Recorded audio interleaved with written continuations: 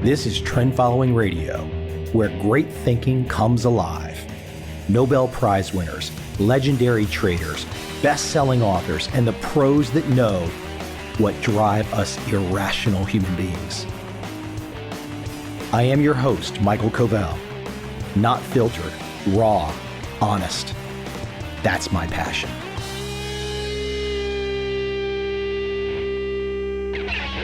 I just had the opportunity to go to Binh Tre City in southern Vietnam. Just a little quick side trip.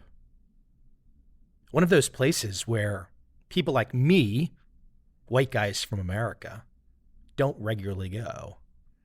I'm the oddity, the novelty, the person that people want to either look at or talk to, assuming I have a translator, assuming somebody Vietnamese who speaks both languages can translate for us. But the reason I bring this up, this small side trip, is for the Mekong River. Wow. Absolute power.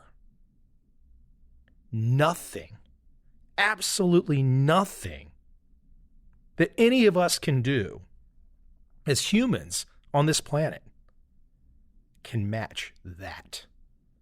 Now, of course, there are all kinds of natural wonders around the world.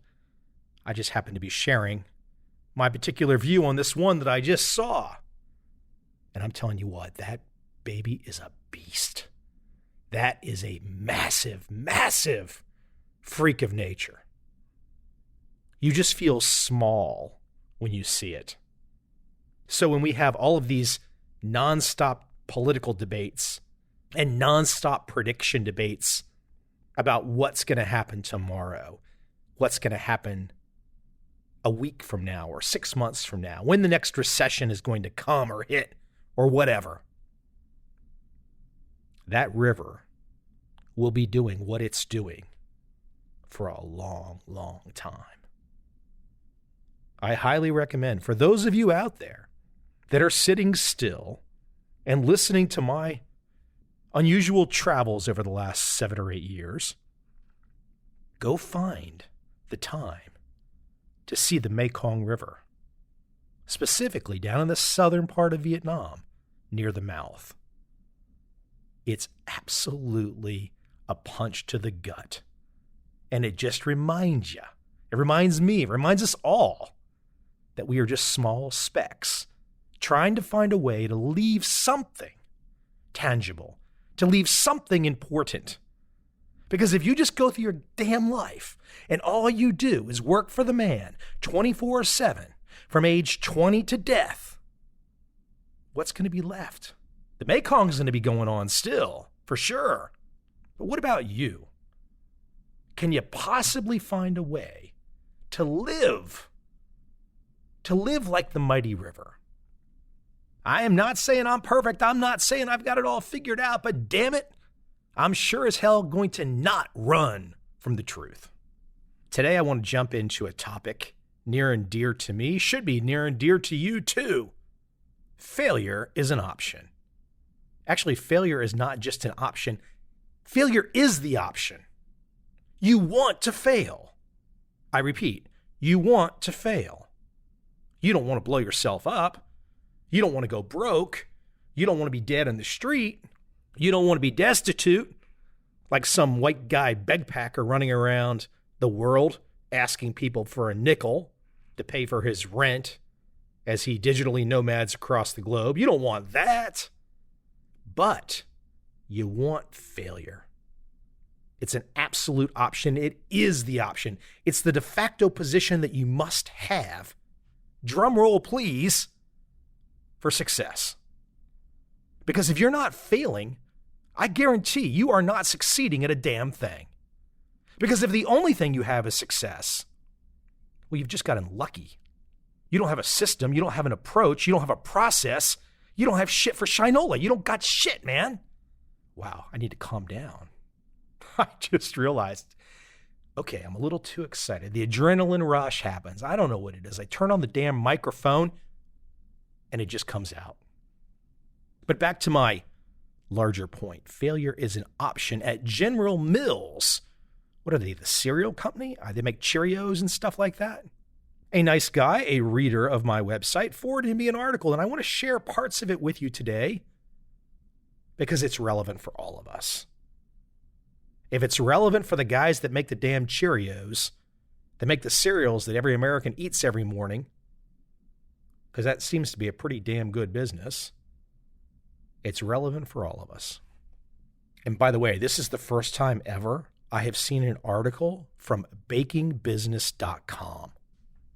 No joke, bakingbusiness.com.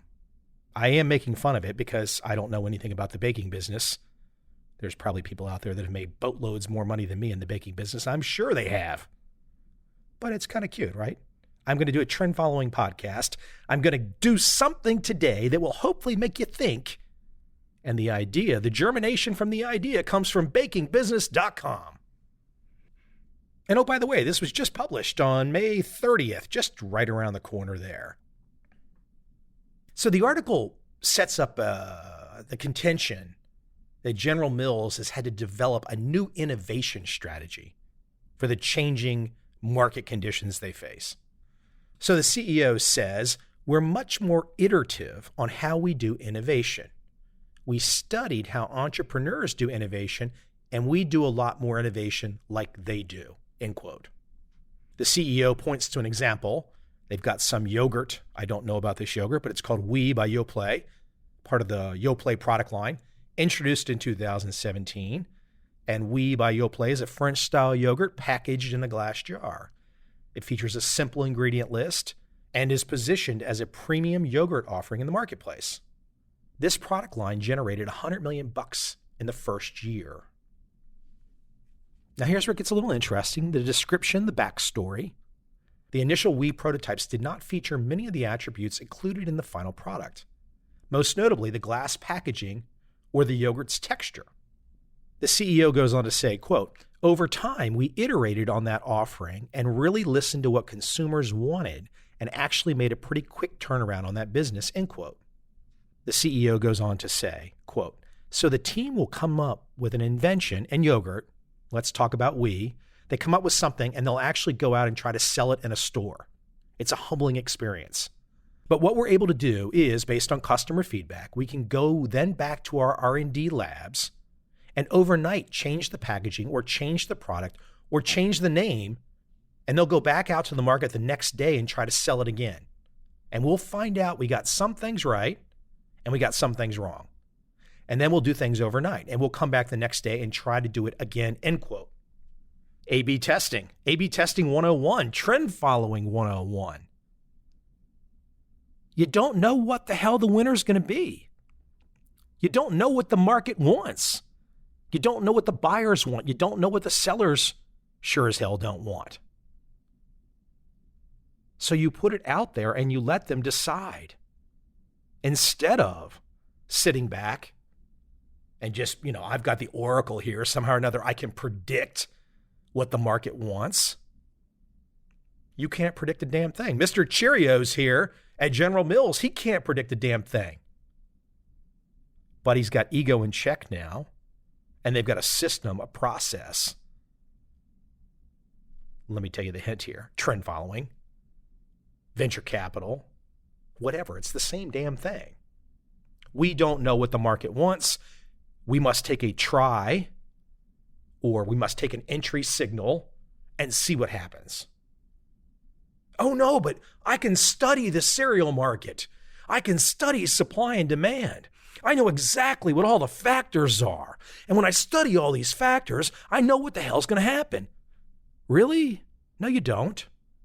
You don't have a damn clue. I don't have a damn clue. Mr. Cheerios doesn't have a damn clue. No one has a damn clue. So what do? You take a small bite and you see what happens. So the CEO has a term for this, for his process, consumer first design. It allows their innovation team to fail much faster and less expensively. Oh, wow. It's the stop loss. Okay, let me not keep going off on tangents. The CEO adds, This allows the company to succeed faster and less expensively. He goes on to say, quote, the key to innovation, I think, is going to be you're going to have some misses when it comes to innovation. It's inherently more risky. The key is when you have something big that you really ride it, and we've had that with Wii Yogurt. We've had that in some of our cereal launches. And when you have something that doesn't work, you call it, and you don't keep throwing good money after bad because you just realize that innovation is a fundamentally tougher business. But a few successes in innovation pay off wildly. And the key is to make sure you limit your losses on the things that are not working. Is anybody hearing David Ricardo, the famed economist from the 1700s? He's the one that wrote the damn thing. He said, and I should also give a little shout out to Larry Height right now with his new book coming called The Rule in September of 2019. The Rule, David Ricardo, General Mills cereal guy here. It's all about cutting your losses because if you run out of money, you can't play the damn game. If you run out of money, then you got to go to the cereal guy and say, hey, can I have a job packaging cereal in the damn box for you? Because I was so stupid, I lost all my damn money, and now I'm here begging for a job to package cereal for you in plastic containers or boxes or whatever the hell they do with cereals today. I really don't eat cereal anymore, so what the hell? And I'm not criticizing cereal. I sure as hell love it when I get a chance to dig into it, but it's just not my thing. That's another side tangent. I need to shut the hell up about whether or not I like cereal or not. That's not the point. The point is to cut your damn losses. And what a fun example to reach out to General Mills and the cereal company and bring them in to the trend following world. Oh, but I know about trend lines, and I know about candlesticks, and I know about fundamental factors, and I study Warren Buffett. Guess what? You're not fucking Warren Buffett. He's got more money than God. You're sure as hell not him. He's brilliant. He's a success, but you're not him. And you're not going to be him. And when the market drops another 50% at some point in time in the future, Buffett is going to roll up as a 95-year-old dude or however old he will be at that point in time, and he will bring out a wheelbarrow full of billions of fucking cash, and he will buy so many damn stocks that he'll double the value of Berkshire Hathaway again. But that's because he has a ton of money and he's got a process. Let me calm down and just to quickly remind you, cut the losses. You ain't Buffett.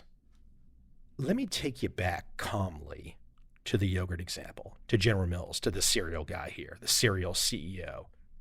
He makes the point that the Greek yogurt trend and General Mills' slow response to it underpins their innovation strategy now. He goes on to say, quote, part of the reason we formed our equity firm is to make sure we make investments in businesses that we think might be attractive, but also because it gives us a lens to what's happening externally. He goes on to say, and concluding, I don't think we saw what was going on with the Greek yogurt thing fast enough, but I can guarantee you we do now. Whether that's in Greek yogurt or whether that's in bars or whether that's in cereal, we see things a lot faster than we did before. He sees things a lot faster than he did before because he's not trying to predict what the hell is going to happen. He's not trying to predict what consumer tastes are. He's A/B testing consumer taste. He's putting the damn sugar cereal box out there right now and seeing in real time, do people want to eat it? And if they want to eat it, he gives them more and he follows the trend. What a beautiful example. What a fun example. If you've got more of these cool examples, send me an article. I will just sit here and riff on it and make it something interesting that we can hopefully all learn from. But I absolutely would have included this example from General Mills in my most recent trend following book edition. Why not? This is fabulous. The way the guy talks, he's absolutely a trend following trader. Maybe I should reach out to him for the podcast. Maybe he would come on. Why not? He would not expect a trading podcast. I mean, this is more than a trading podcast now, but I still have a trading background. But he would not expect a podcast built on the foundation of trading to reach out to the CEO of the cereal, Cheerios stuff, and say, come on, let's go. Let's talk about taking a loss. This is my odd life. Wake up and find something interesting. Find something that gives me the feeling that I'm going in the right direction. And if I can learn something, then perhaps I can teach it. If I can take in a piece of new information, then perhaps I can share it with you. That's what I do in this podcast. I don't have the latest and greatest dipshit motherfucker on here to talk about some, I don't know, celebrity bullshit. I have very smart people that come onto this podcast and give very reasoned views. This seems to be my niche, right? Especially with my interviews. I try to do, let's say, one monologue a week, and I try to do one interview per week. And I want my guests that come on for these interviews to be sharp, to have something interesting they've figured out. Their life's work is to give a new perspective, to sharpen our view on the direction that we should all be going, that gives us a little more efficiency. Not the efficiency that we can predict tomorrow. No. But the efficiency to give us a better process. And if we can get a damn better process, we can probably find a slightly better outcome, right? At least that's the way I view it. If you view it that way too, we've got a lot in common. And if we've got a lot in common, I will just keep the podcast going as much as I possibly can.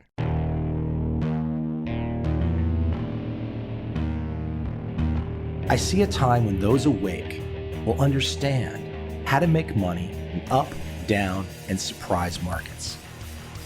Whether new trader or experienced, college student or financial advisor, protecting against a crash or just trying to make a lot of money, trend following offers everyone an answer in uncertain times.